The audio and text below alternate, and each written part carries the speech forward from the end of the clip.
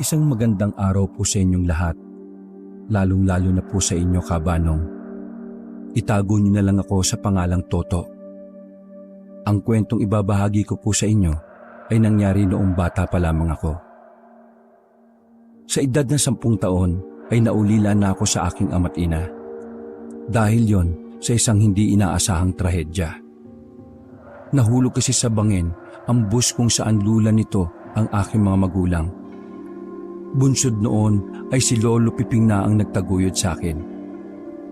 Mula sa isang maliit na kubo sa tabing ilog ay nagpatuloy ang aming pamumuhay. Apo, kumising ka na dyan at may pasok ka pa sa eskwela. Diyos ko naman tong batang to. Anong oras na kasi natulog kagabi?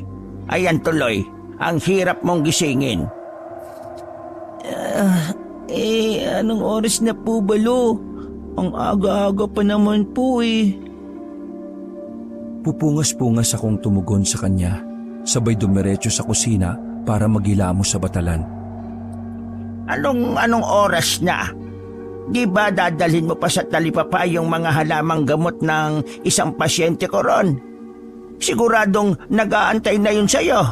Kaya agahan mong kumilos dyan, bata ka, bilisan mo. Si Lolo naman talaga oh. Bakit ako pa po yung inutusan nyo? Bakit hindi na lang po kayo yung magdala niya sa kanila? Abay, hindi nga pwede at marami rin akong gagawin ngayon. Maglalaba pa ako ng mga damit natin sa ilog. Tapos maya-maya lang dadagsa na ang mga pasyente ko rito. Sige na, kumilos ka na dyan. Talagang malilinti ka sa aking bata ka. Opo, Lo. Susunod na nga po eh. Wala rin akong nagawa kung hindi ang tumalima sa kanya. Bahagyang may katigasan man ang ulo ko noon, ay may pagkamasunurin pa rin naman ako. Siya nga pala, Kabanong, ito nga po palang si Lolo Piping ko ay isang batikang albularyo at manggagamot sa aming lugar. Siya ang takbuhan ng lahat ng mga taong nagkakasakit, nilulukuban ng masamang elemento, biktima ng kulam, nayanggaw, at kung ano-ano pang uri ng karamdaman. Masasabing hindi pangkaraniwan ng pagkabihasa at ang kaalaman ng aking lolo sa larangang ito. Sapagkat ni minsan ay walang sakit ang hindi niya nabigyan ng lunas. Dahilan upang maging tanyag ang kanyang pangalan. Hindi lamang sa aming baryo, kung hindi pati na rin sa ibang mga kalapit baryo. Ay pare, bakit naman balot na balot ka dyan ng jacket? Nakita mong tirik na tirik ang araw. Wala lang to, Manong. Nakakaya kasi may kati-kati lang ako sa katawan tapos ilang linggo na rin itong hindi gumagaling. Ganun ba pare? Bakit hindi mo subukan lumapit dun sa magaling na albularyo? Doon kay Tandang Piping. Sa katunayan nga niyan, hindi lang ikaw nagsabi niya sa akin. Sinabi na rin niya sa akin ni paring Doming ko. Kaso, nakapagpatingin na rin ako sa doktor sa bayan eh. Ang sabi ng doktor, allergy lang raw ito. Ang dami pang gamot na ibinigay sa akin. Kaso, parang hindi rin tumatalab eh. Sobrang kati nga eh. Lalo na sa gabi. Nako, kaya hindi rin ako makatulog. Ay nako pre, subukan mo lang. Wala namang mawawala eh. Saka, wala namang bayad yun. Kahit magkano lang ibigay mong donation. Sobrang galing talaga nung kumpare kong yon. Tara, sakay ka na sa tricycle ko at sasamahan kita. Pagkatapos noon ay agad na bumiyahe ang dalawa. Paring Piping! Andiyan ka ba? May pasyente ka dito oh. Ikaw pala paring Enteng. Ano bang sa atin? Eto, pakitingnan mo nga tong kasama ko. May kati-kati daw sa katawan eh. Magandang araw po, Manong. Magbabakasakali lang po sana ako dito sa inyo. Baka po pwedeng magpatingin sa inyo. Sige. Tuloy lang kayo sa loob. Mabilis na kumilos noon si Lolo para asikasuhin ng lalaki. Kasalukuyang nasa kalagitnaan pa lang siya sa kanyang panggagamot nang isa-isang nagdatingan ang iba pa niyang mga pasyente. Pinapila niya muna sila sa labas para magantay hanggang sa matapos siya sa kanyang ginagawa. Sa kanyang pag-usal ng dasal at pagpahid ng langis sa katawan ng lalaki ay namamangha na lamang ito sa kanya. Hindi rin kasi ito makapaniwala sa bilis ng epekto ng pamamaraan ni Lolo. Sapagkat ang kaninang mamula-mula at kating-kating niyang balat ay unti-unti nang bumabalik sa pagiging normal. Hanggang sa hindi niya namamalayan na nagsimula na rin magtayuan ng kanyang mga balahibo sa kanyang katawan. Sa pagpatay ni Lolo sa kandila ay doon pa lamang siya muling nagwika sa lalaki. Ayos na, Noy. Gagaling ka na. Bagyang natigilan ng lalaki. Mababaanag sa kanyang mukha ang matinding pagkabigla. Waring hanggang sa mga oras na yon ay hindi pa rin narirehistro sa kanyang utak ang mga kaganapan. Ano pong nangyari, Manong? Paano niyo po nagawa yun? Paano niyo po ako napagaling ng ganong kadali? Sunod-sunod at nagtatakang tanong pa nito kay Lolo. Wala lang, Noy. Kinausap ko lang yung gumagambala sa'yo. Buti't madali naman siyang kausap. Gumagambala po? May nasagi po ba ako? Oo, Noy. Ayan, no. Tingnan mo sa kandila. Di ba, ilog yung umaagos na yan. Tapos, ikaw itong lalaking nakatayo. Pinagbababato mo pa yung tubig. Ayan tuloy, natamaan mo yung bantay ng ilog. Hala, naalala ko nga po yun. Tama nga. Pumunta nga kami ng mga pinsan ko dun sa ilog. Tapos, pinagbabato ko yung mga talangka sa tubig. Pero, sobrang tagal na nun ah. Tsaka paano niyo po nalaman yun? Napatango na lamang si Lolo at hindi na muna nagsalita. Samantalang ang kaninang pananaw ng lalaki ay bigla na lamang nabago matapos ang sandaling gamutan. Dahil kanina lamang ay mas naniniwala pa siya sa doktor kumpara sa mga albularyo. Naparoon lamang siya para sana magbakasakali. Ang isa pa ay niwala man lang siyang sinabi kay Lolo tungkol sa bagay na yon. Pero labis na lamang siyang nagulantang nang si Lolo pa mismo ang nagpaalala ng mga bagay na ginawa niya noon sa ilog. Malinaw sa kanyang balintataw ang mga pangyayaring yon. Sige lang, Noy.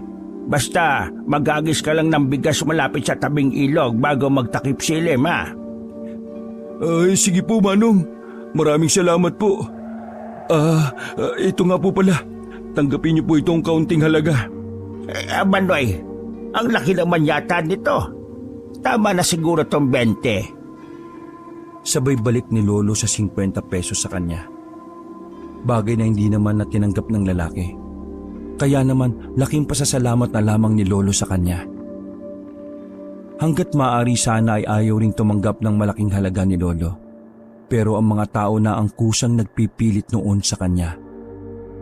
Pagkalabas ng lalaki ay mabilis na pumasok ang sumunod na pasyente ni Lolo. Katulad sa una ay walang kahirap-hirap na tinanguan ni Lolo ang kanyang suliraning pangkalusugan. Lumipas pa ang maghapong panggagamot ni Lolo. Sa wakas ay naubos na rin ang mga taong nakapila sa labas ng aming bahay. Oras na rin ang aking uwian mula sa paaralan.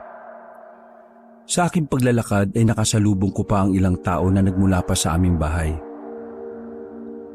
Apo, bakit ngayon ka lang dumating? Sobrang dami ko pa naman pasyente kanina. Siguro naglakwatsa ka na naman, ano?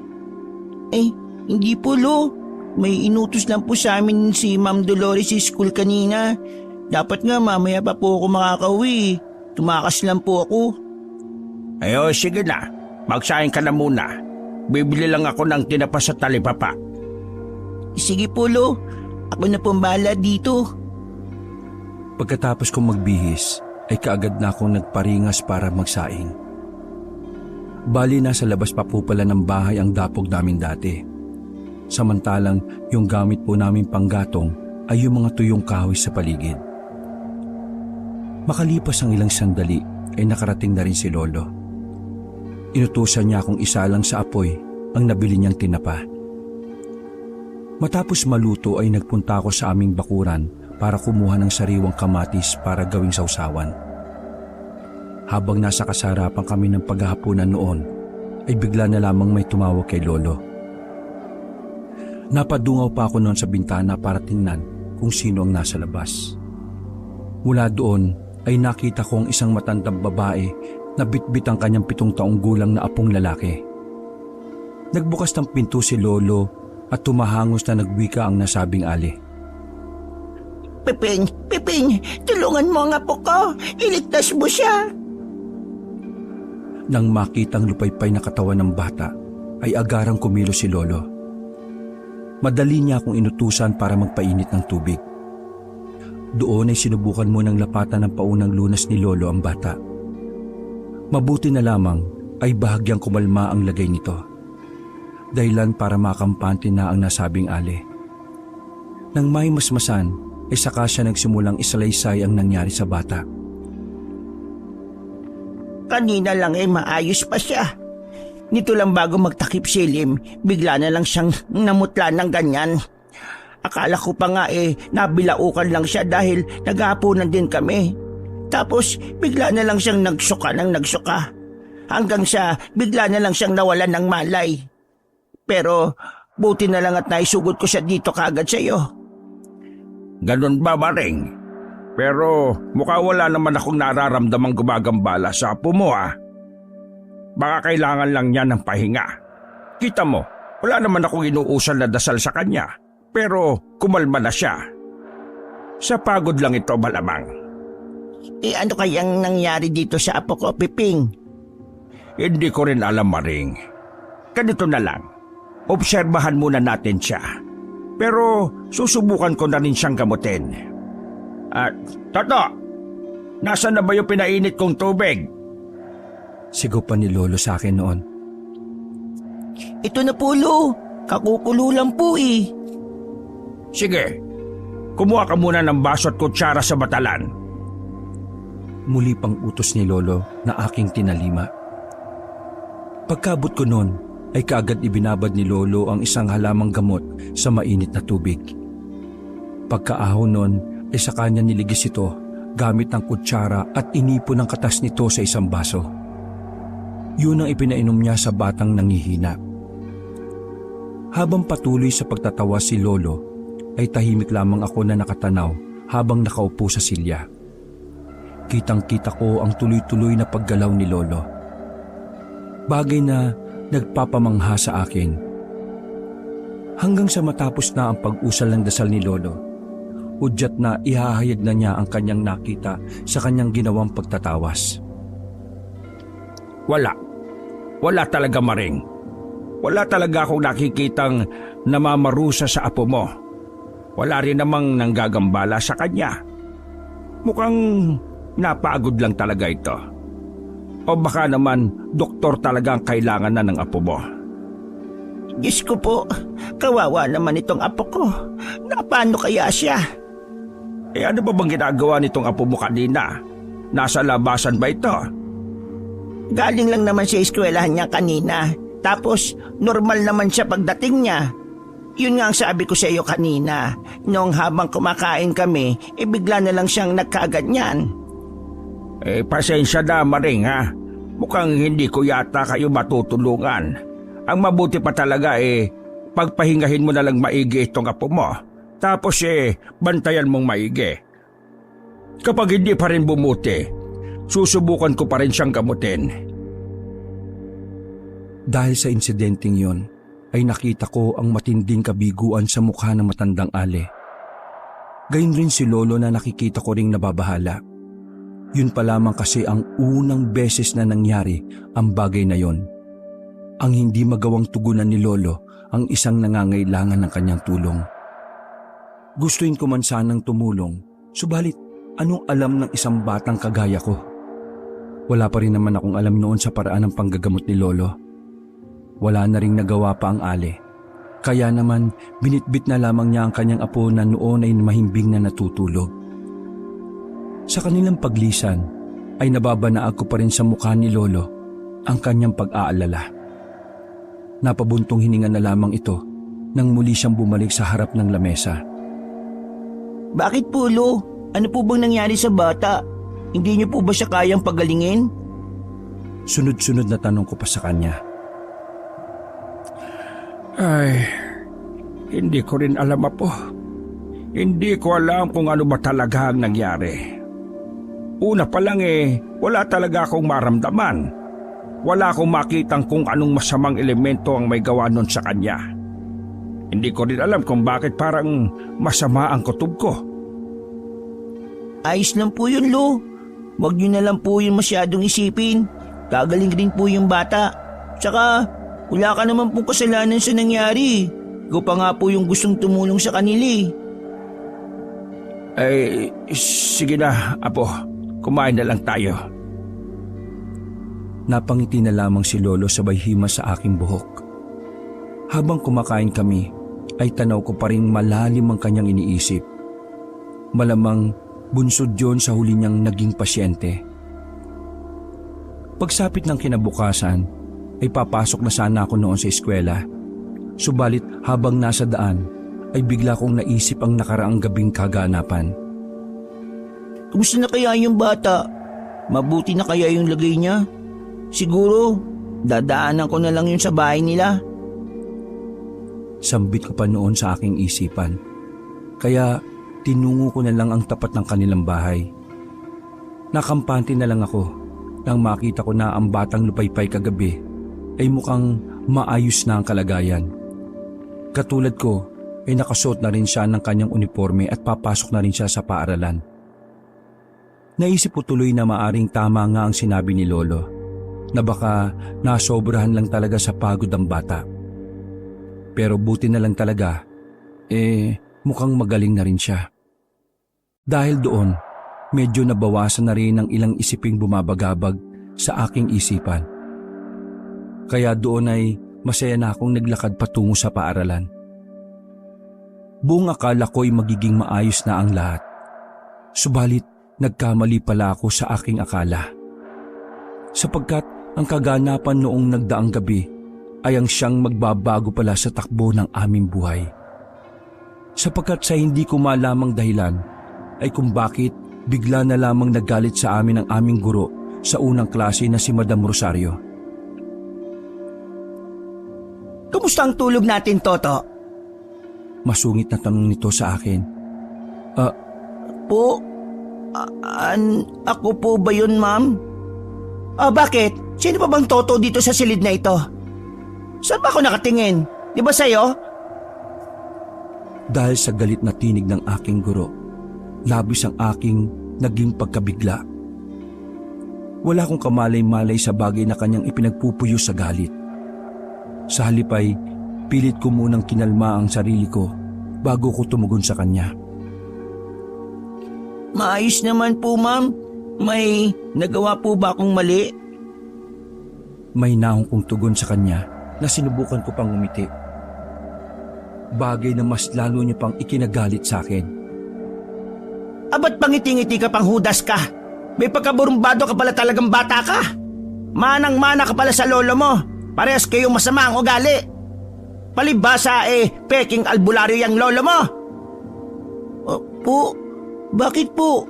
Ano po bang ginawa ko sa inyo? Ano po bang kasalanan sa inyo ni Lolo? Takot at halos maiyak na ako noong mga oras na iyon habang nagtatanong sa aking guro. Hindi ba pinagtabo yan ng lolo mo yung nagpagamot kagabi? Ano naman kung pagod na siya? Ano naman kung kumakain kayo? Masasabi niyo ba kung kailan makakasakit ang mga tao?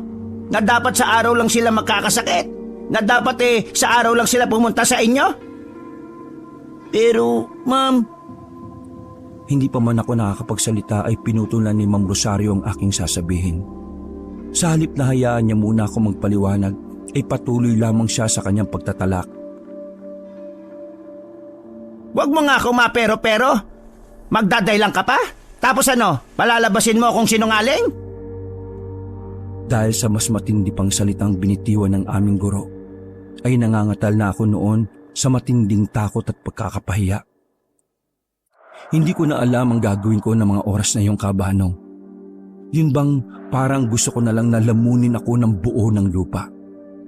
Ni hindi ko man lang magawang sabihin ang tunay na mga kaganapan dahil magiging taliwas yun sa mga salita ng aming guro. Bagay na nagbigay sa akin ng isipin na tsak na mas lalo pa siyang manggagalaiti sa matinding galit sa akin. Samantalang Nagpatuloy pa rin si Ma'am Rosario sa kanyang paglilibak sa buong pagkatao namin ni Lolo. Iniyuko ko na lamang ang aking ulo sa aking silya habang patuloy ako sa aking pagtangis.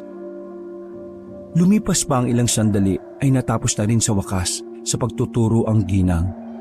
Pero bago pa man siya lumabas ay muli pa siyang nagpakawala ng maanghang na salita sa harapan ng aking muka. Pinahid ko na lamang ang aking muka mula sa kanyang laway na tumalamsik pa sa akin. Pagpasok ng ikalawang guro ay tahimik ko munang sinuri kung galit rin ba ito. Ngunit matapos kong mapagtantong mukhang wala naman siyang alam sa galit ni Ma'am Rosario, ay doon pa lamang ako medyo nakampante. Hanggang sa isang beses pang nagpalit ng aming guro sa klase, pero mukhang liban kay Ma'am Rosario ay normal naman lahat.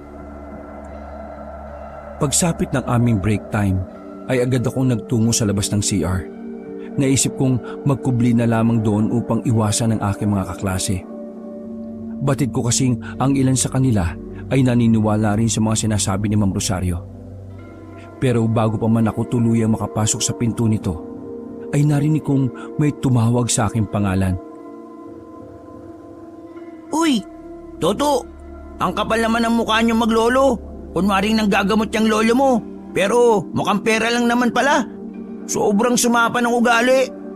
Ay nako, mga mangloloko, mga peke.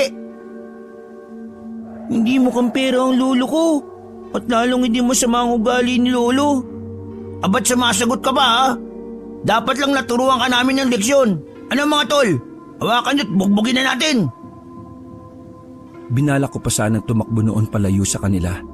Pero dahil sa marami sila, ay madali rin akong nasukol sa isang sulok. Magkakasunod na suntok at tadyak ang kanilang pinakawalan sa kung saan saang banda. Bagay na siyang sinasalo naman ng aking katawan. Talagang sobrang sakit ang buong katawan ko ng mga oras na yon. Wala akong magawa kung hindi ang inday na lamang ang kanilang ginagawang pag-atake sa akin. Hanggang sa nagkapunit-punit na rin ang aking suot na uniforme. Samantalang isang napakalakas na suntok ng kamao ni Benjo ang tuluyang nagpawala ng aking ulirat. Nagising na lamang ako na nakahiga ako sa isang mahabang upuan. Naroon nakapalibot sa akin ang ilan pa naming guro, habang patuloy lamang sila sa pag-uusisa. Ayos ka lang ba, Toto? Opo, Sir Marco. Tugon ko pa na halatang may iniinda pa ring masakit sa katawan. Sa tindi ng aking natamong bugbog kina Benjo at ilan pa naming mga kaklase, ay halos hindi ko na magawang imulat ang aking kaliwang mata. Tattad rin ng galos, sugat at pasa ang aking buong katawan. Samantalang ang suot kong uniforme naman ay halos magkandagula-gulanit sa matinding pagkasira. Pinainom muna ako ng tubig ng isa sa aming guro na si Sir Marco at saka muli siyang nagtanong sa akin. Ano, Toto? Ayos ka na ba? Opo, sir. Ayos na po ako. Ano ba nangyari? Sino bang may gawa niya sa iyo? Hindi muna ako sumagot. Salip ay bagya muna akong nag-isip. Patid kong kung sasabihin kong sina Benjo ang dahilan nun, ay tsak na babalikan muli nila ako. Malamang na mas matinding parusa pa ang aabutin ko sa kanila pag nagkataon. Bunsod noon ay minabuti ko na lang na sarilihin ang lahat. Hiniling ko na lang sa aking isipan na sana'y pagkatapos ng insidenteng yon ay lubayanan nila ako ng tuluyan. Nang biglang magsalita ang isa pa naming guro. Ay sus! Dapat lang yan sa'yo, Toto. Karma lang yan dahil sa ginawa ng lolo nyo kagabi. Biruin nyo ba namang pinagtabuyan daw nila yung matandang may dalang bata na nag-aagaw buhay? Ay talaga, ma'am. Nako, grabe naman pala yung maglolo na yan. Ang sasama pala ng ugali. Di ba yun yung matandang albularyo? Yung nakatira sa tabing ilog? Oo, sir, yun nga. Kunwari albularyo pa raw kuno. Peki-peki naman pala. Mga manluloko. Kunwari nanggagamot pero nanggagansyo lang pala. Nagpatuloy pa sa pagbubulungan ng ilang kong guro na naroon. Kung ano-ano pang masasakit na salita ang kanilang pinagsasabi nila sa amin ni Lolo. dahilan para muli na naman akong mapahagulgol ng iyak. Alam ko rin na kahit ano pa ang sabihin kong paliwanag ay hindi rin sila maniniwala. Samantalang may ilang guro pa rin naman ang nanatiling tahimik lamang. Mas pinili nila ang hindi na lamang magbigay ng komento base sa nasabing pagbibintang. Sa mga oras na yon ay hindi ko na hinintay pa ang susunod naming klase. Dagli akong kumaripas para tumakas sa paaralang yon. Pagkarating ko sa aming baryo ay natanaw ko kaagad ang matalim na pagtingin na ipinupukol ng mga kabaryo namin sa akin. Hindi ko na sila kailangan pang marinig sapagkat sapat na ang kanilang mga pagkilos upang aking mabatid ang kanilang mga saloobin. Saloobing walang matibay na batayan maliban sa maling balita. Nasa labas pa lamang ako ng bakuran ay tanaw kong onti lamang ang pila sa labas ng aming bahay. Samantalang magtatanghali pa lamang ng mga oras na yon, bagay na hindi pa nangyari noon. Apo, anong nangyari sa'yo? Ayos ka lang ba? Natatarantang wika sa akin ni Lolo. Pinilit munang kumalma ni Lolo saka iniwan ng kanyang pasyente upang asikasuhin ako. Mabilis siyang kumuha ng mga halamang gamot sa loob ng aming bakuran. Pagkabalik niya ay agad niya akong nilapatan ng samut-saring halamang gamot para sa sugat at galo sa aking katawan. Habang ginagawa ni Lolo yon, ay ramdam ko ang kanyang pangangatal. Labis-labis ang kanyang pagkabahala mula sa aking kalunos-lunos na sinapit. Ganun pa man ay alam kong pilit lamang na nilalakasan ni Lolo ang kanyang loob para gamutin ako. Sigurado rin ako na nakarating na rin sa kanya ang kumalat na maling balita. Hanggang sa hindi ko na napigilan pa ang aking sarili. Bigla na lamang akong napahagulgol at napayakap kay Lolo. Wala namang salitang namutawi sa kanyang bibig. Wari, pilit niyang pinipigilan ng magsalita upang hindi rin siya mapaluha. Walang humpay ang pag-agos ng mga luha mula sa aking mga mata. Sa ganoong sitwasyon ay nakatingin lamang sa akin ang kasalukuyang pasyente ni Lolo. Samantalang nasa labas pa rin naghihintay ang iba pang natitirang pasyenteng naniniwala pa rin naman kay Lolo. Matapos kong maiyak ay bagyang nabawasan ang kirot na aking dinaramdam. Tumayo ako mula sa aking kinalalagyan at saka dumiretso na ako sa kwarto para magpahinga. Doon ay pinili ko na lamang na magmukmok habang nakatalokbong ng kumot. Hindi ko namamalayan na nilamon na pala ako ng antok. Nakahain na sa hapag nang gisingin ako ni Lolo. Apo, Toto, gumising ka na dyan. Kumain na muna tayo. Napangiti pa si Lolo habang inaanyayahan ako. Sige po, Lo. Susunod na po ako. Maghilamos lang po ako sandali. Malungkot na tugon ko sa kanya at nagsimula na ako magtungo sa kubeta. Habang nasa harapan kami ng mesa, ay parehas lamang kaming walang imik ni Lolo. Batid namin ang naging pagbabago sa pagtingin at pananaw ng mga tao sa amin matapos ang nasabing insidente nitong nagdaang gabi. Kahit anong pilit kong hanapan ng sagot ang mga kumalat na paratang ay hindi ko talaga magawa. Dahil hindi naman talaga nagalit si Lolo sa maglola na yon. Hindi rin naman niya pinalayas ang dalawa. Sa katunayan ay sinubukan niya pang gawin ng lahat para tulungan sila. Samantala ring maayos naman silang lumisan sa aming bahay. Subalit, bakit ganun pa ang naging kaganapan? Sobrang taliwas ito mula sa isang katotohanan. Kumusta ang pakiramdam mo, Apo? Ayos na po ako, Lo. Pero, Lo, bakit po ganun sila? Ano po bang ginawa natin sa kanila? Hindi naman po totoo lahat yun, di ba? Pasensya ka na, Apo. Pati ikaw ay nadamay na sa kaguluhang ito. Bakit po, Lo? Wala ka naman pong ginawang masama eh. Sila po itong masama at gumagawa po sila ng maling paratang. Kung natulungan ko lang sana ang bata, hindi sana nangyari ang lahat ng ito. Kaya patawarin mo ko, Apo. Lo, pwede po bang umalis na lang tayo sa lugar na ito? Magpakalayo-layo na lang po tayo. Total, Mukhang mas marami po ang naniniwala sa mga kasinungalingan nila eh. Hindi pwede, Apo. Kapag ginawa natin yon, parang inamin na rin natin ang ibinibintang nila sa atin. Hindi tayo kailanman makakabalik pa dito. Hindi na lang po muna ako papasok bukas sa eskwela ko, Lo. Siguradong sasaktan na naman po nila ako. Mabuti pa nga, Apo. Pabayaan mo, pansamantala lamang ito. Gagawa ko ng paraan. Susubukan kong patunayan na mali ang kanilang mga paratang. Bakit po, Lo? May ideya ka po ba kung bakit po nila ginagawa ito? Baka naman po may nakagalit kayo, Lo. Wala naman po, di ba? Pagkawika ko ng mga katagang yon ay bigla na lamang natigilan si Lolo. Waring may importanteng bagay ang pumukaw sa kanyang atensyon. Nagpakawala muna siya ng isang malalim na buntong hininga bago muli siyang nagwika. Hindi ko lang alam kung tama ang hinala ko. Pero saka ko na lang sasabihin sa iyo kapag sigurado na ako. Matapos namin magapunan ay naupo muna ako sa pinto ng aming bahay.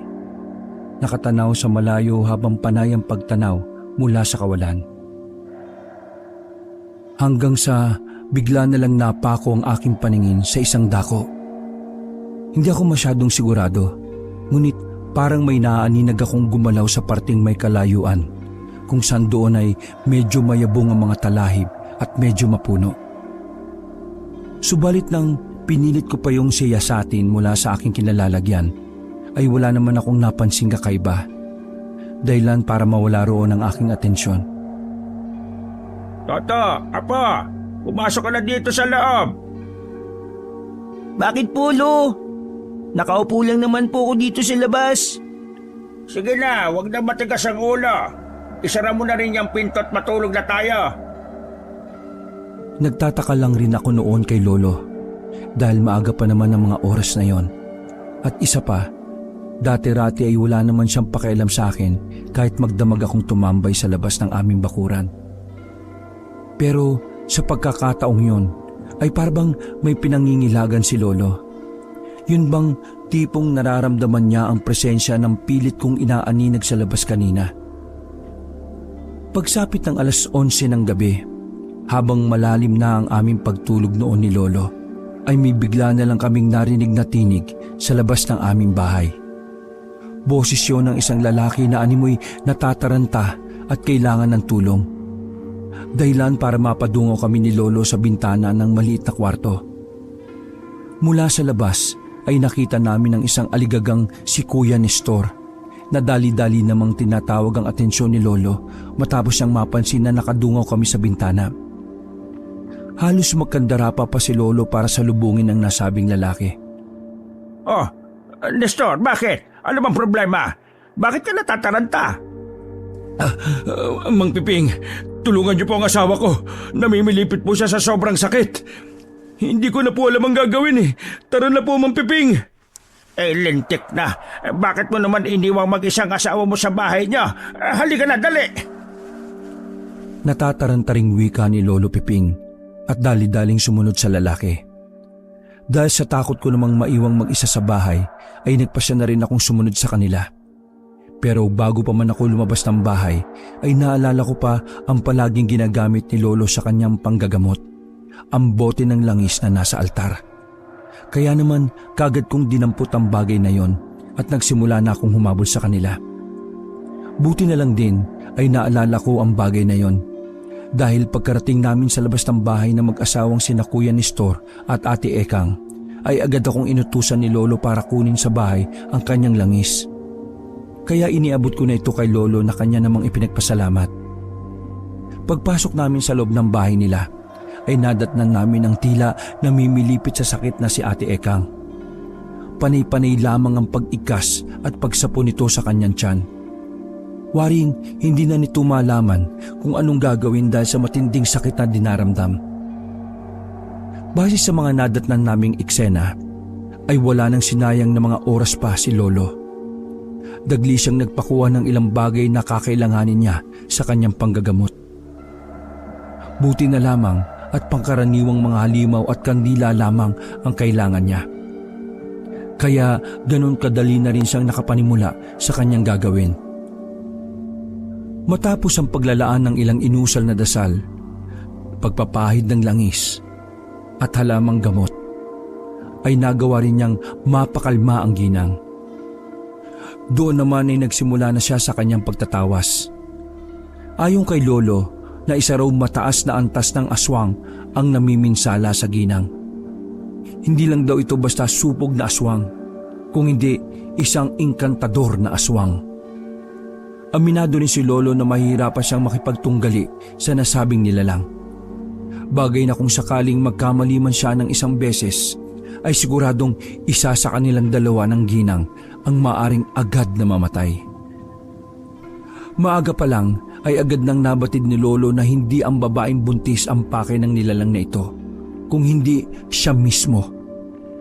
May malalim itong dahilan para gawin ang bagay na yon.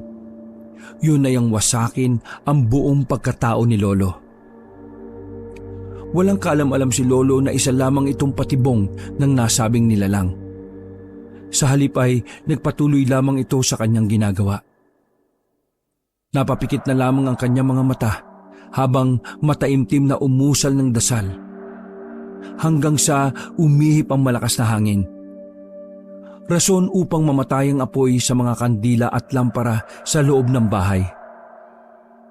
Walang humpay ang pagpagaspas ng mga kurtina at anumang telang maaring daluyan ng malakas na hangin sa loob ng nasabing bahay.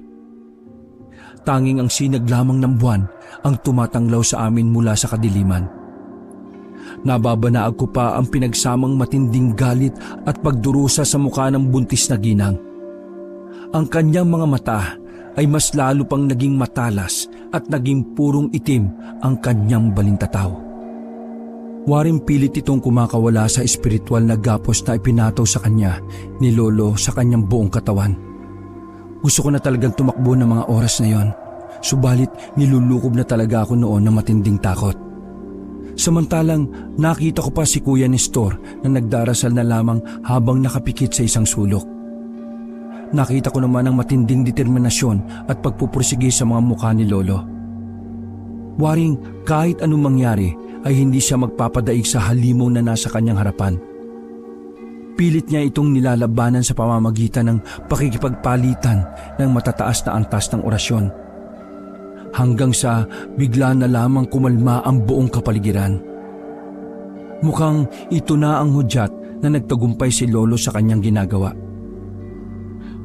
Ekang, ayos ka lang ba? Mang Piping, bakit hindi po sumasagot si Ekang? Ano po nangyari sa kanya? Kumusta na po yung anak namin? Sa ngayon ay maayos na siya. Pero hindi pa dito natatapos ang lahat dahil nakatakas ang namiminsala sa kanya. Siguradong babalik siya anumang oras. Kung magkataon hindi ko alam kung kakayanin pa ng katawan ng asawa mo. Ano pong ibig niyong sabihin, Mang Piping? Hindi pa po tuluyang magaling ang asawa ko. Paano na po ang anak namin? Ano po ang kailangan natin gawin? Iligtas niyo po ang mag-ina ko. Sunod-sunod at natatarantang tugon pa ng Ginoo kay Lolo. Muli kong nakita ang matinding pagkabigo at kalungkutan sa mukha ni Lolo. Batid kong ginawa niya na talaga ang lahat ng kanyang makakaya. Subalit nagawa pa rin siyang takasan ng nasabing nilalang. Kaya siguradong anumang oras ay muling babalik ang tagapaminsala sa katawan ng ginang. Na kung magkagayon man ay siguradong magtutos muli si Lolo at ang nasabing aswang. Bagay na siguradong makakasama sa katawan ng babae at ng sanggol na nasa kanyang sinapupunan.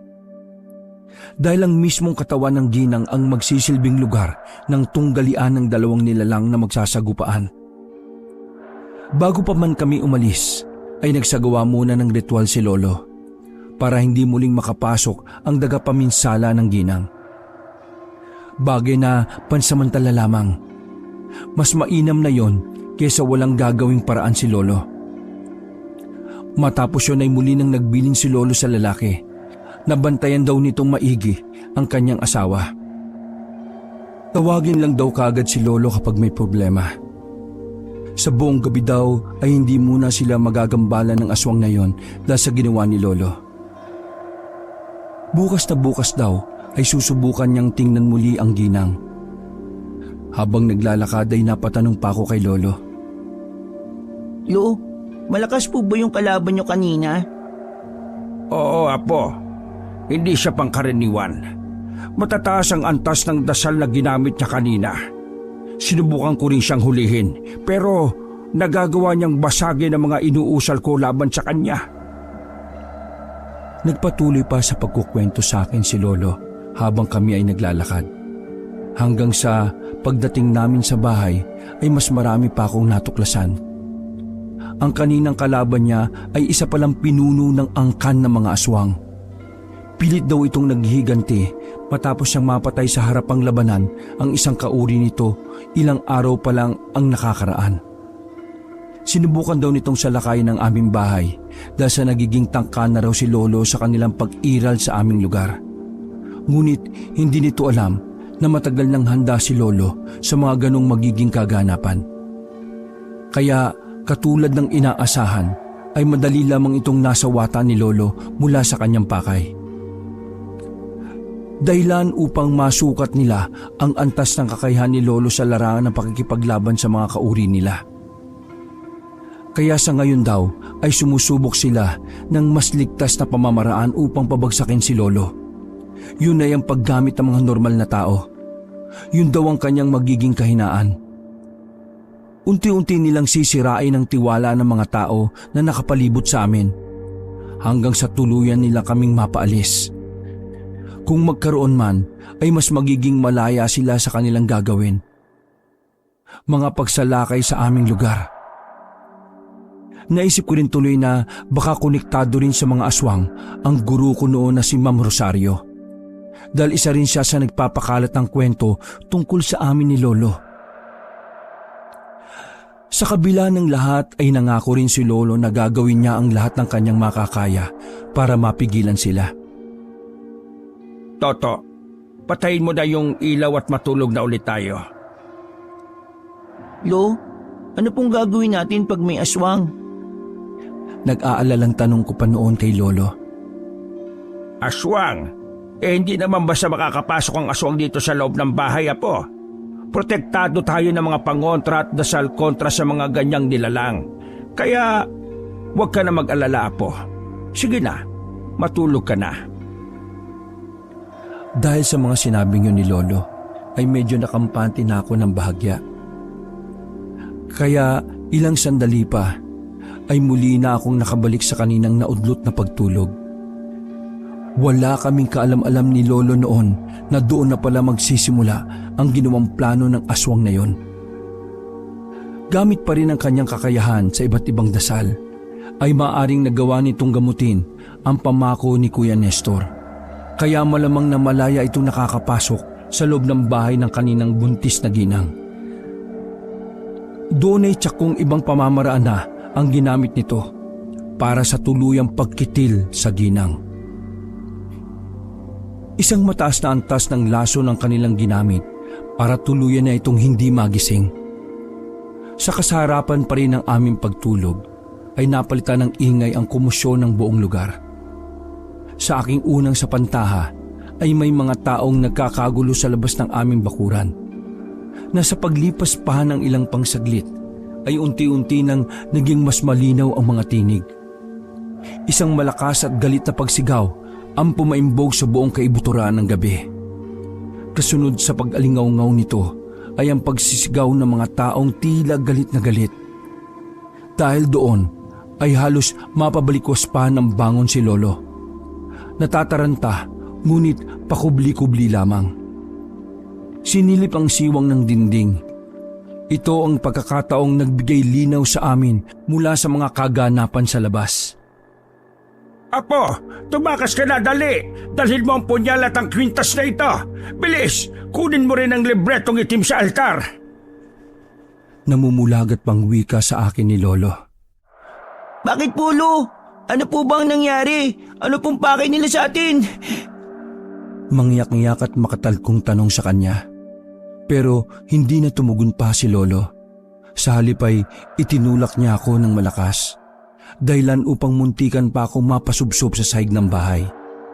Hindi ko alam pero parang kusa na lang na gumalaw ang aking mga paa. Wala na akong ibang maisip kung hindi ang kumaripas na lamang mula sa kung saang direksyon. Sa isang mabilisang pagsulyap sa aking likuran ay kitang-kita ko kung paano maglagablab sa malakas na apoy ang aming bahay. Sinunog ng taong bayan ang aming bahay kung saan naroroon pa si Lolo. Napatagisbagang na lamang ako habang nagsisimulang maglanda sa mga luha sa aking mga mata. Parang tumigil ang oras ng mga sandaling yon. Gustuin ko mang bumalik para iligtas siya, ay batid kong wala rin akong magagawa. Wala rin naman akong pagpipilian ng mga oras na yon. Kung hindi ang tumakas, ay tanggapin na lamang ang aming kapalaran. Ang walang labang pagkamatay ni Lolo mula sa kamay ng mga taong minsan rin niyang tinulungan. Sa isang iglap ay ganoon kadali na lamang nilang kinalimutan.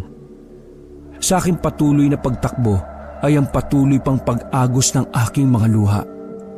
Hindi ko matanggap ang lahat hanggang sa hindi ko namamalayan kung saan na nga ba ako napadpad. Basta ang masisiguro ko lang ay sobrang malayo na ako sa aming baryo. Habang patuloy pa rin sa aking pagtangis ay siyang pagsiyasat ko naman sa buong paligid. Natanto kong nasa gitna na pala ako ng isang masukal na kagubatan. Matataas at mayayubong ang mga punong kahoy na sinamahan pa ng masukal na talahiban at halaman. Dahil doon ay natigilan ako ng bahagya. Ang kaninang kalungkutang aking nadarama ay biglang nahaluan pa ng matinding takot. Pilit kong sinusuri ang bawat sulok ng aking pinagtatayuan. Dahil na rin sa isiping baka may kung anong nilalang ang biglang sumalpot at bigla na lang akong daluhungin. Mabuti na lang, makalipas ang ilang pang saglit ay wala naman akong napansing kakaiba. Maya-maya lamang ay nagsimula na ring sumilay ang pagbubukang liwayway. Kaya kahit papaano ay nabawasan na rin ang aking takot. Nakatulala lamang ako habang nakasandal sa isang malaking punong kahoy. Siguro ay umabot na ako sa puntong gustong gusto ko pang umiyak. Subalit natuyo na ang mga luha sa loob ng aking mga mata. Bunsod na rin siguro na matinding kapaguran at pag-iyak ay bigla na lang akong nakatulog sa gitna ng masukal na kakahuyan. Pahapon na rin nang muli akong nagising. Nakahiga lamang ako doon sa balumbon ng mga talahib. Ni halos ayaw kong gumalaw mula sa aking posisyon. Naisip kong kung higa na lang ako roon magdamag ay siguradong di magtatagal ay muli akong makakasama ni Lolo. Subalit hindi ko magawang tiisin ang aking kumakalam na sikmura. Dahil doon ay wala akong nagawa kung hindi ang bumangon. Sinubukan kong suriin ang kalagayan ng buong kapaligiran. Hanggang sa mula sa di kalayuan ay natanong ko ang piling-piling na saging sa mga puno. Hitik na hitik ang mga bunga ng bawat puno ng saging. Tila alaga ito ng kung sino mang tao. Akmang pipitas na sana ako ng bunga nito nang biglang may isang tinig ang aking narinig. Mula sa isang banda ay nakita ko ang isang matandang lalaki. Mawalang galang na, iho. Pwede bang magtanong kung ano ang ginagawa mo dito sa sagingan ko? Sa inyo po pala ito, Manong. Pasensya na po Nagutom po kasi talaga ako Akala ko po wala po kasing may-ari nito. Ganun ba? O sige na, kumuha ka na. Hindi na kita pagbabayarin. Wow! Talaga po, Manong. Naku, maraming salamat po Habang nilalantakan ko ang matamis na saging ay hindi maiwasang magtanong ng matandang lalaki sa akin. Halatang labis rin kasi siyang nagtataka. Siya nga pala, iho. Bakit ganyan ba ang mukha mo? Bakit ang dami mong pasa at sugat sa katawan? Tumakas ka lang ba sa inyo o baka naman may ginawa kang kasalanan? Sunod-sunod na tanong pa ng mama sa akin. Bagay na natahimik na lamang ako. Muli ko kasing naalala ang sunod-sunod na pait at kamalasang dinanas ko nito lamang nagdaang araw. Nang matanto naman ng matanda ang aking naging reaksyon, ay tumigil na lang siya sa kanyang pag-uusisa. Sa halip ay inalok niya pa ako para kumuha pa ng saging. Sandali lang umalis ang mama. Sa kanyang pagbabalik ay may daladala na siyang isang basong tubig para sa akin. Oh, iho, uminom ka muna ng tubig. Baka mabilaukan ka dyan sa kinakain mo. Halatang gutom na gutom ka. Maraming salamat po, Manong. Sige po. Mauna na po ako sa inyo, ha? Teka, iho. Saan ka naman pupunta? Base sa lagay mo mukhang hindi ka makakabalik sa inyo Binugbog ka ba ng tatay mo, ano? Baka naman kasi puro ka lang kalokohan, ha? Muling pag-uusisa pa na matanda sa akin. Hindi po, Manong. Sa katunayan po, gawa po ng mga kaklase ko mga sugat at pasana ito sa katawan ko Pinagtulungan po nila ako ng walang dahilan. Abay, grabe naman pala sila, ano? Ano nga palang pangalan mo? Saka nasa ba yung mga magulang mo? Ang totoo po niyan, Manong, wala na po akong mga magulang Matagal na po silang patay. Sasabihin ko pa sana sa kanya ang tungkol kay Lolo, pero naisip kong wag na lang rin siguro. Dahil baka maikwento niya pa sa ibang tao ang tungkol doon. Bagay na kung magkataon ay baka mas mapahamak pa ako. Dahil naaawa naman sa akin ng mama, nag-alok siya ng pansamantalang matutuluyan para sa akin. Sa gitna raw ng sagingan niya ay may maliit na kubo raw sila. Pahingahan daw talaga yon. Pwede raw akong manatili doon ng kahit na ilang araw. Naisip kong mas magiging ligtas nga ako doon kung doon ako mananatili. Bahala na at kapag nakabuelo ay hahanap na lang siguro ko ng ibang matitirhan. Matapos siyang ituro sa akin ang tinutukoy niyang bahay ay ipinakilala niya ako sa kanyang asawa.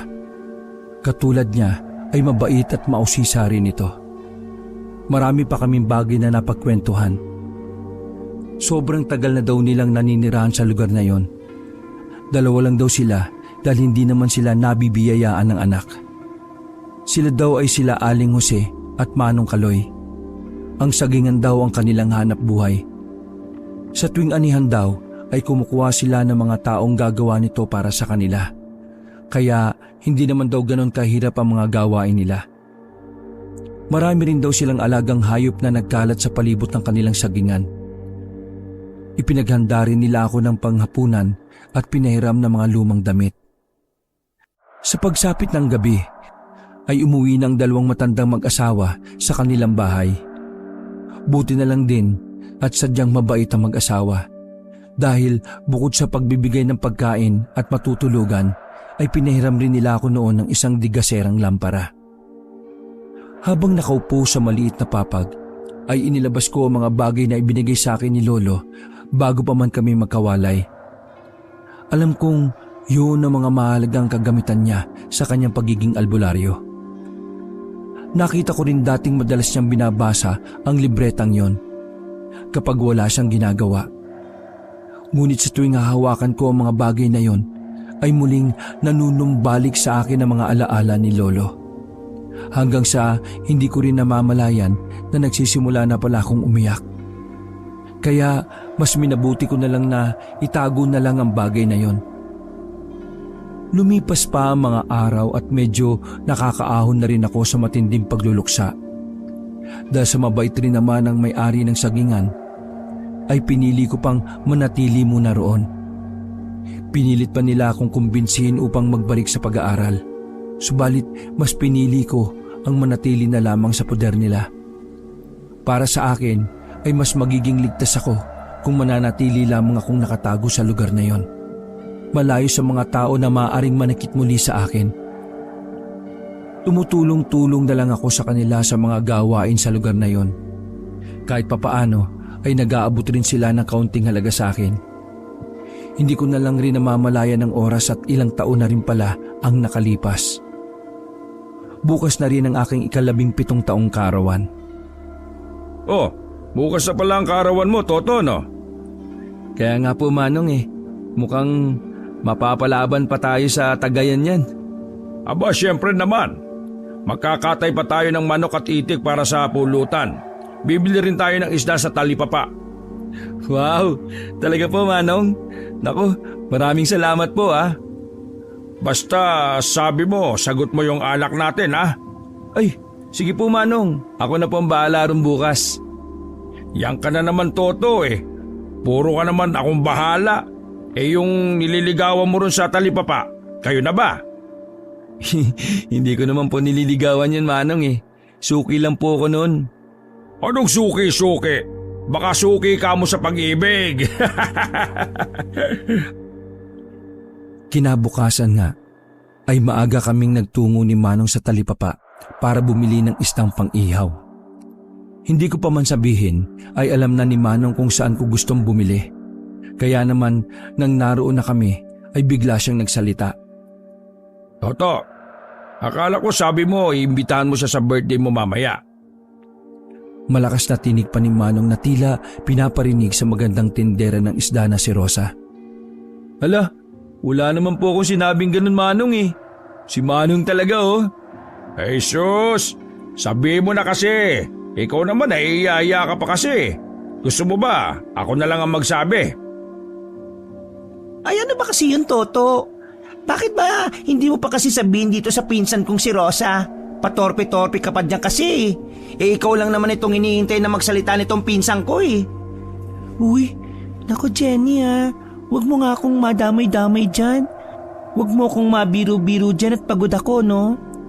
Ay nako, galit-galitan ka pa dyan. Eh kanina pa lang ang saya-saya mo nung nakita mo itong si Toto. Kunwari ka pang ayaw mo. Eh halata namang kilig na kilig ka. Halatang nagpipigil lang na matawa si Rosa. Gayunpaman ay pinanindigan pa rin niya na seryoso ang kanyang muka. Dahil sa sobrang hiyang-hiya ko noon ay hindi ko na nagawa pa makapagsalita. Hindi ko rin alam kung bakit pagdating sa kanya ay nawawala ang aking pagiging matipuno at matikas. Bagay na pilit namang ginagawa ng paraan ni Manong. Siya na ang kumausap sa dalawang babae. Sa hindi ko mawaring dahilan ay nagawa silang mapapayag. Nang malaman ko yon, ay talagang labis akong natuwa. Wari bang sasabog na ang aking dibdib sa bilis ng pagkabog nito? Dahil doon ay halos hindi na mawaglit ang ngiti sa aking mga labi. Mula sa talipapa hanggang makauwi na kami, ay parang lutang pa rin ang aking isipan. Aba Josie, tingnan mo nga tong alaga natin dito. Parang nabaliw na yata. Kunwari pa kaninang ayaw magsalita. Pero nung pumayag yung dalaga ni ayaw nang tumigil sa kakangiti. Oo nga naman Kaloy, Tingnan mo, may pasayaw-sayaw pa. Hindi naman po Manong at Manang. Masaya lang po ako kasi birthday ko. Ang sabihin mo kamo, dahil kay Rosa. Si Manong talaga oh. Napakamot ulo na lamang ako sa kanilang dalawa habang patuloy ako sa aking pagiging abala.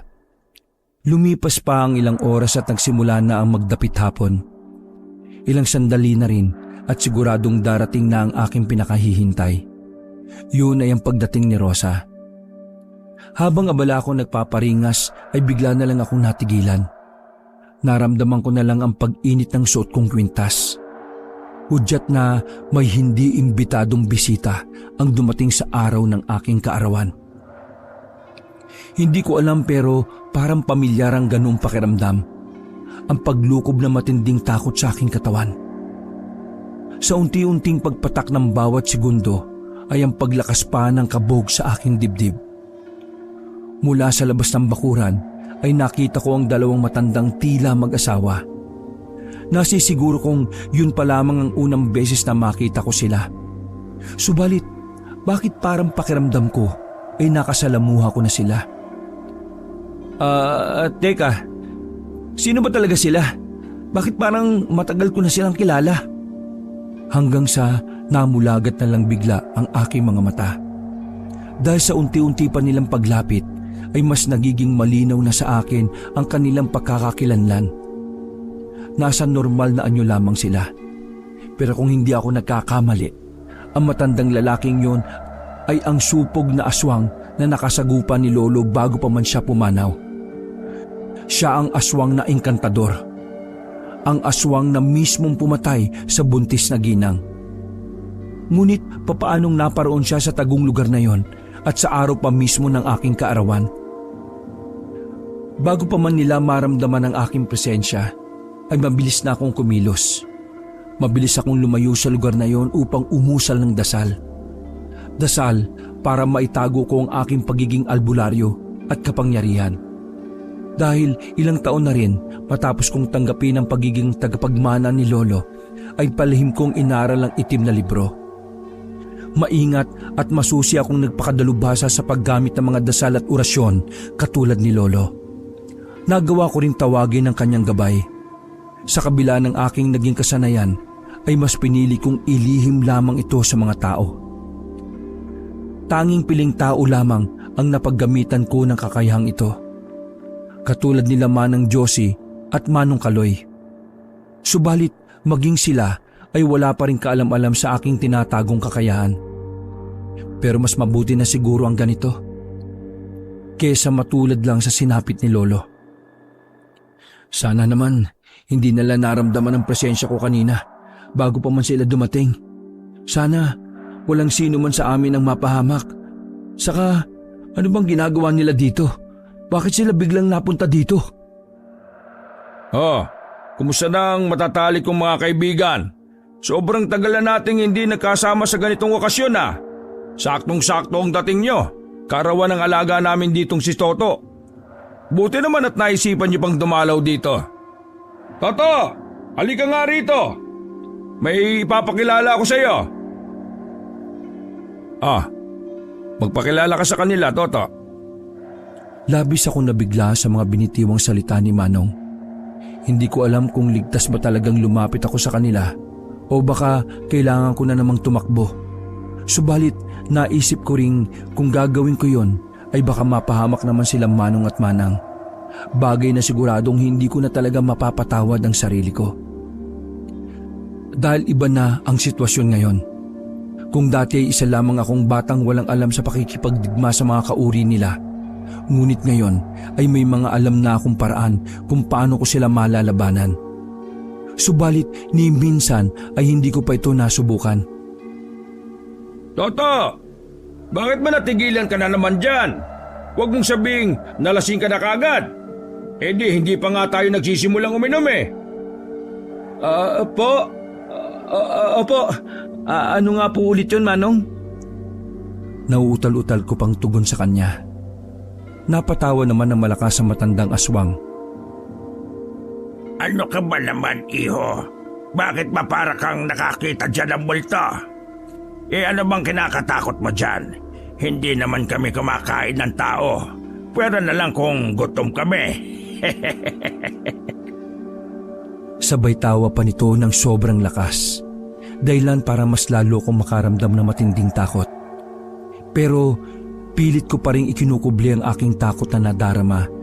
Dahil sa oras na malaman nilang alam ko rin ang tunay nilang pagkakakilanlan ay siguradong katapusan na naming lahat. Nagkunwari na lang rin akong abala sa aking ginagawang pag-iihaw. Pero ang totoo ay tahimik lamang akong nakikiramdam sa maaring susunod na mga kaganapan. Na baka may gawin silang masama sa mga taong kumupkop at nag-alaga sa akin. Dahil sa matinding pag-aalala, ay nalimutan ko na rin ang kanina ko pang hinihintay. Yun ay ang pagdating ng kaisa-isang bumihag sa aking puso, si Rosa. Para akong binuhusan ng malamig na tubig ng mga oras na yon, sapagkat bigla na lang nagsalita ang pinsan ni Rosa na si Jenny. Hoy Toto, ano na? Akala ko ba imbitado kami sa kaarawan mo? Bakit nakatayo ka lang dyan? Napalingon tuloy kaming lahat sa bagong dating na si Jenny at Rosa. Halos panawan talaga ako ng ulirat sa napakatinding tagpong yon. Binala ko pa sanang pasimpleng yayain na lang sila para tumakas sa lugar na yon. Subalit bago pa man ako makakbang ay tinawag na sila ng matandang aswang. Ano ba yan, Toto? May magagandang dilag ka palang bisita. Bakit hindi mo man lang sila papasukin? Hindi naman ako kagad nakatugon sa kanya.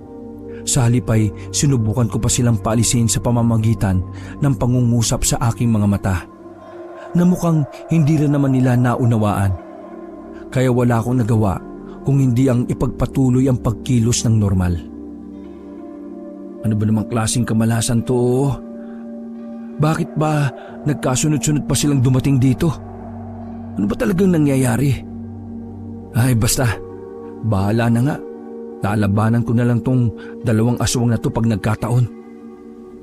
Toto, ano na? Ano ba naman tong bata natin pare oh? Mahina na talaga. Andito na yung mga bisita papatay-patay pa. Naku ka naman talaga Toto oh. Masyado kang nagpapalata Sige na, kumilos ka na nga ng normal. Wika pa ni Manong sabay tawa ng malakas. Natauhan na lang tuloy ako bigla sa mga sinabi niya. Tama nga naman siya. Kung ipagpapatuloy ko pa ang mga ganong gawain ay siguradong hindi magtatagal.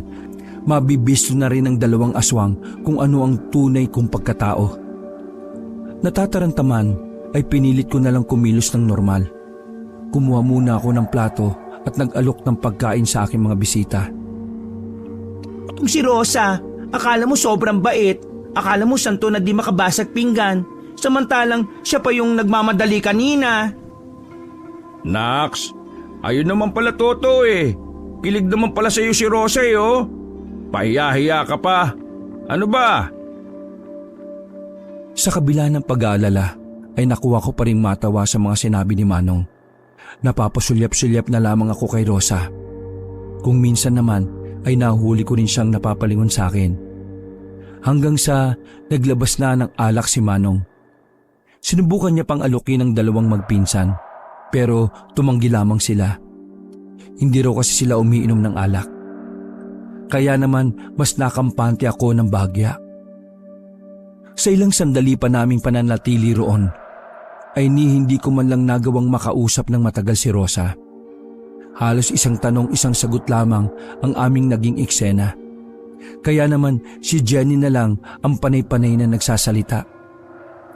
Samantalang ang nasa isang nakahiwalay na mesa naman ay patuloy lamang na pag-uusap at pag-iinuman si Manong at ang aswang. Gayunpaman ay hindi ko pa rin ibinababa ang aking pagiging alerto. Mga iho't iha. Eto, tikman niyo muna itong juice na tinimpla ko. Sige na, espesyal yan. Eto, lagyan niyo pa ng yelo. Ay, salamat po, Manang. Nakangiting wika ni Rosa. Sabay lapat ng baso sa kanyang labi. Hindi ko alam kung ano ba talaga ang nangyari. Kung bakit bigla na lang akong nahilo. Wari bang umiikot ang buong paligid. Hanggang sa nakita ko pang magkasunod na nawalan ng malay sina Rosa at Jenny. Hindi. Anong ginawa mo, Manang? Pinilit kong labanan ng matinding antok pero kahit anong pilit ko ay unti-unting pumipikit ang aking mga mata. Bago pa man ako tuluyang mawalan ng malay ay nakita ko pa ang paggising nila Manong at ng matandang aswang. Mukhang nalansin nila ako. Mukhang ito na ang katapusan. Hindi ko lubos akalain na ako pa ang magiging dahilan ng pagkapahamak ni Rosa. Hindi ko man lang naramdaman na may kaugnayan pala si Manong at ang aswang na dapat kong paghigantihan. Hanggang hindi ko na rin napigilan pa at tuluyan na akong nilamon na matinding antok. Wala na akong alam pa sa mga sumunod na kaganapan. Sobrang tindi ng sakit ng ulo ko nang magising ako. Araw, anong nangyari? Nagtatakang tanong ko, saka mabilisang inilibot ang aking mga mata. Pilit kong binubusisi ang aming sitwasyon. Nagulantang na lamang ako nang makita ko ang mga sumunod na eksena. Mula sa isang banda ay parehas walang malay si Manang at ang matandang babaeng aswang. Samantalang sa kabilang banda naman ay ang duguan at nakahandusay na si Manong. Butas ang dibdib nito na tila dinukot ang kanyang puso. Sa kanyang tabi naman ay ang hinang-hinang matandang aswang. Hindi ko alam kung ano ba talaga ang nangyari, pero mukhang nalaso ng nasabing aswang. Dahil doon ay wala na akong sinayang na mga oras pa. Medyo nahihilo-hilo pa man ay mabilis ko siyang tinungo. Wala nang ano-ano pa at agaran kong inilabas ang punyal na nasa aking tagiliran. Ang sandatang kayang tumapos sa mga aswang. Wag! Wag! Nagmamakaawang tinig ng hinang-hinang aswang. Wag? Bakit? Kilala mo ba kung sino ko? Nagngingit-ngit ako noon dahil sa matinding galit. Muli ring nanariwa ang pait na aming dinanas ni Lolo dahil sa kagagawa ng nilalang na nasa aking harapan. Nangangatal ang aking buong katawan dahil sa matinding panggigigil na tapusin siya. Hanggang sa nagsimula na rin maglandas ang aking mga luha. Lolo Piping, may pagiganti na rin kita. Bakit, bata? Sino ka ba? Ano ba ang kasalanan ko sa'yo? Ako lang naman ang apo ng albularyong pinatay mo. Patagal ko nang hinintay ang pagkakataong ito. Alam mo bang dahil sa'yo, kaya sinanay kong maigi ang sarili ko dahil gustong-gusto na kitang mapatay para makapaggiganti. Hindi ko rin alam na sa ganitong kadaling paraan lang pala kita magagapi. Tingnan mo naman talaga ang swerte, ano? Parang awa mo na, bata. Ayaw ko pang mamatay. Patawarin mo ako. Ayaw ko pang... Hindi ko na nagawa pang patapusin man lang siya sa kanyang pagsasalita. Walang pagdadalawang isip kong itinarak ang punyal sa kanyang puso. Dahilan ng kanyang agarang pagkamatay. Napahagulgol na lamang ako sa matinding pag-iyak. Pakiramdam ko na kahit papaano ay nakamit na namin ni Lolo ang hustisya. Sa wakas ay nagawa ko na ang aking pinakamimiti. Walang kahirap-hirap kong napatay ang nilalang na yon. Pansamantala ko pang nilasap ang aking tagumpay. Pero sa mga sandaling yon ay isang palaisipan pa rin sa akin ang katauhan nila Manong at Manang. Kung bakit makakilala pala sila ng supog na aswang na yon. Kung bakit waring nagkasagupa sila matapos kaming mawala ng malay. Maraming tanong ang dumapo sa aking isipan. Kung tama ang hinuha ko, marahil ay manglalaso ng mag-asawang sila Manong at Manang. Marahil din na sa kanila rin ang galing ang mga lason na ginamit ng aswang na yon matapos siyang lasunin ng dating buntis na ginang. Pero magkagayon pa man, ay hindi ko man lamang ito naramdaman kahit na minsan. Hindi rin naman nila ito ipinaramdam sa akin. Para sa akin, ay mabubuting tao sila. Tinanggap nila ako at kinupkup ng walang pag-aalinlangan lalo pa sa oras ng aking pangangailangan. Wala na akong pakialam pa sa kanilang mga nakaraan. Ngunit katulad ng mapait na sinapit ni Lolo Piping, ay tuluyan na rin silang namaalam. Bago pa man magkamalay sina Rosa at Jenny, ay pinahid ko muna ang aking luha. Mabilis akong kumilos para linisin ang 4 na bangkay na nagkalat sa paligid. Isa-isa ko silang ibinaon sa lupa. Kaya pagsapit ng umaga at tuluyan ng nagising ang dalawa, ay wala na silang nakitang anumang ebidensya. Malinis na rin ang buong paligid. Subalit, gayon na lamang ang kanilang pagtataka kung bakit nga ba sila nawalan ng malay. Pero ang mabuti ay mukhang ayos lang naman sila. Siguro ay ginamitan lamang kami ng pampatulog ni Manang para mapaniwala ang 2 aswang na kaanib pa rin sila. Kaya doon ay humanap sila ng magandang tiyempo para lasunin sila. Ngunit sa kasamaang palad ay mukhang nagawa pang makapanlaban ang mga aswang bago pa man sila tuluyang tinalaban ng lason sa kanilang sistema. Nang mapansin rin ng 2 magpinsan na umaga na pala, ay dali-dali na sila na umuwi. Ni hindi na rin nila nagawa pa ang magpaalam sa akin dahil sa labis na pagkataranta. Dahil na rin sa insidenteng yon, ay pinagpatuloy ko na lang ang nasimulan nila Manong at Manang. Mag-isa kong itinaguyod ang aking sarili mula sa nasabing lupain. Hanggang sa nagpatuloy pa rin ang aming naging pagmamabutihan ni Rosa. Naging nobya ko siya hanggang sa naging isang mabuting may bahay. Bunsod na rin noon sa sinapit namin ni Lolo, ay pinili ko na lamang na ibaon sa limot ang pagiging batang albularyo. Wakas.